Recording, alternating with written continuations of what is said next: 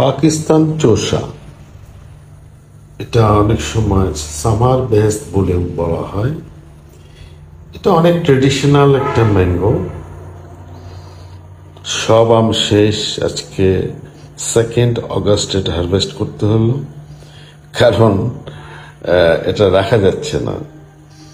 অনেক অত্যাচার, বিশেষ করে গাছ ইঁদুর আমার অ্যাটাক করেছে, অনেকগুলো আম নষ্ট করে ফেলেছে, যার জন্য আজকে পেরে ফেললাম। আরো কদিন রাখা যেত। যাই হোক, এই আম নিয়ে নতুন করে কিছু বলার নাই। মধুর মতো মিষ্টি, একটু হালকা আঁশ আছে, তবে মানে মিষ্টিটা মনে হয় যে মধু খাচ্ছি। এবং যারা খুব বেশি মিষ্টি পছন্দ করেন তারাই খেতে পারবেন, আর যারা পারেন না তাদের ট্রাই না করাই ভালো। ডায়াবেটিস রোগীদের অ্যাভয়েড করাই ভালো। যদি কেউ মনে করেন যে একটা অর্নামেন্টাল ট্রেডিশনাল গাছ লাগাবো, বাগানে কোথাও লাগাতে পারেন। এটা রেগুলার বেয়ারিং কিন্তু নয়, বাট যখন হবে ভালোই হয়।